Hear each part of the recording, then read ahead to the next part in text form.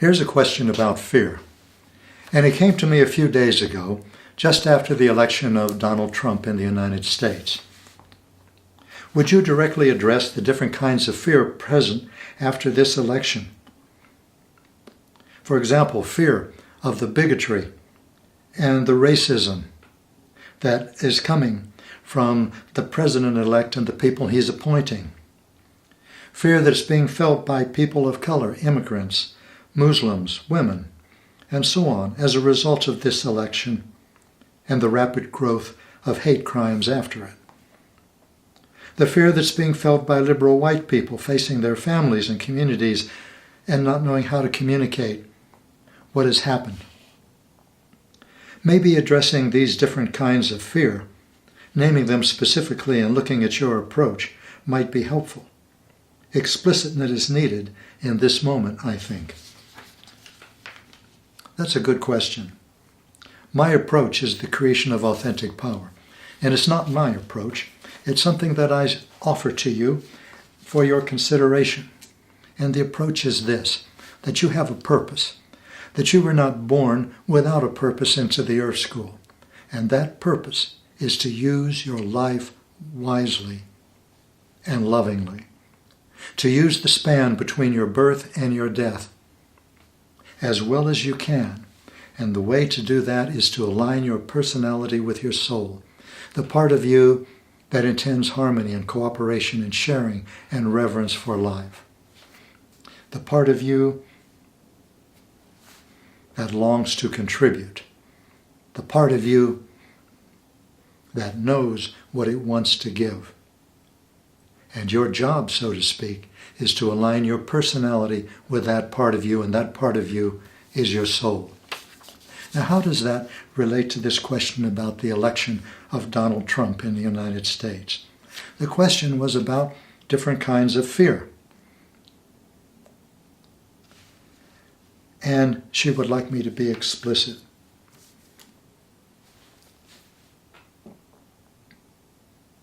Fear is never the problem. Fear is always the opportunity.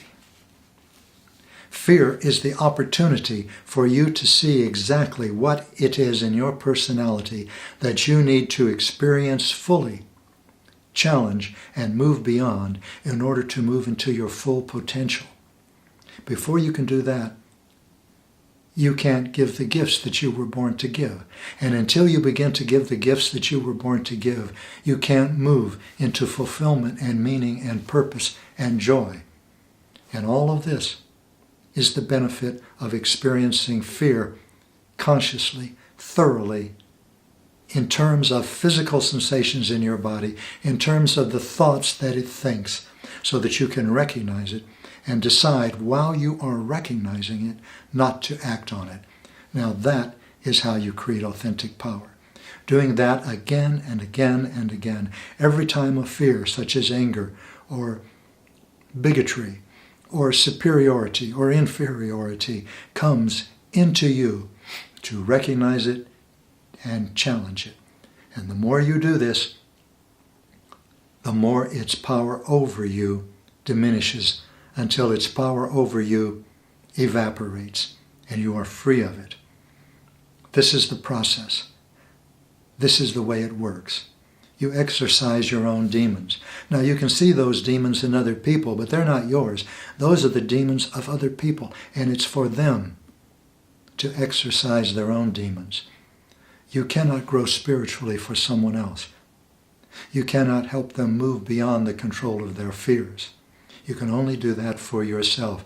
But in doing that yourself, you contribute the most that you can to their spiritual growth. For you model for them someone who is challenging fear, someone who is choosing love, someone who is learning to move through the earth school with an empowered heart without attachment to the outcome. So there are many forms of fear, and they all serve the same purpose. They express the pain of powerlessness. They attempt to mask the pain of powerlessness. This is a pain that all of us have deep inside of us. It's the pain of feeling unworthy to be alive, the pain of feeling inadequate, inherently flawed and defective. It's the feeling that you don't want people to see you as you are really inside because they wouldn't want anything to do with you. This is excruciating. And to cover that pain, 5 sensory personalities reach outward to manipulate or attempt to manipulate the world, other people, and circumstances. And in that doing, they become angry or bigoted or jealous or resentful or superior or inferior. But that part of their personality that has been activated remains in place. It will remain in place until you turn inward, find it, and change it. When you are committed to one person winning an election and another person losing, and that commitment is an emotional commitment. In other words, that's different from your intention. Your intention to support one person in obtaining this important position. Your intention is to prevent another person from doing something that damages democracy. That's not the same as your fear of losing, because that fear will prevent you from seeing all of the ways that your intuition can provide you to have an effective and positive outcome. Gandhi is a wonderful example of this. He was not fearful. He was not fearful of the British or their brutality in India. He never judged a British person. He judged British policy. He judged brutal British behavior. And he committed himself to removing that from India, and he was successful. Martin Luther King followed this same path. And you have the opportunity to follow this same path. Were you jubilant that one person won an election? And are you despondent that that same person won the election? Those are emotional experiences, and both of them come from fear. Jubilation that you were successful in changing the world so that you can feel better about yourself. That's a temporary experience. The world will give you other experiences, and while you're at the top of the roller coaster now, the other experiences will send you down to the bottom. Happiness is not the same as joy. Happiness depends upon what happens in the outside world, in the external world. Joy is independent of what happens in the world. It's like a sun, a flame, a candle that's burning in you. It's a brilliance. It illuminates all that is good and constructive, and how to create it in yourself. And creating it in yourself allows you to create it outside. It allows you to be a true activist, a political activist, an environmental activist, a social activist, an economic activist, any kind of activist, and to be so with an open heart. This is effective activism. This is activism that brings into being the force and the power of love. It's not the force to change the world. It's the force to contribute to the world. It's the ability to be what you want the world to be. And in so doing, you contribute something huge to the world, love. And in order to do that, you must cultivate it and develop it in yourself. So this question asks, what about the fear of this person, the fear of that person? I suggest that this person and that person do what they need to do to challenge that fear. But you need to do what you need to do to challenge it in yourself, or you will remain imprisoned within it. Let's take a specific example.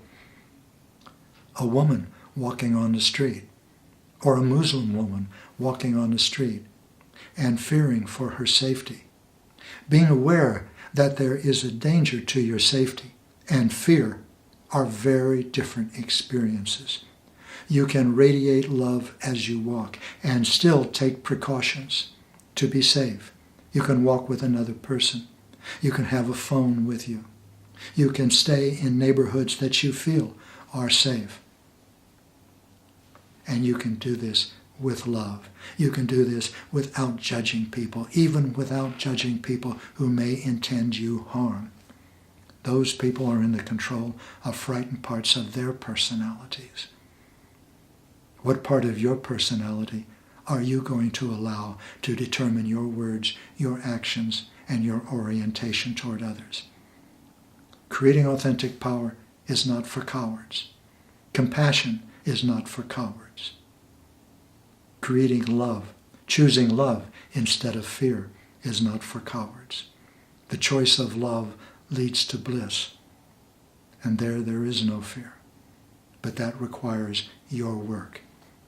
And fear, every form of fear in you, offers you an opportunity to do it, and in the process contribute to the world what you cannot contribute when you are bound by fear. The gifts that you were born to give, the gifts that your soul wants to give.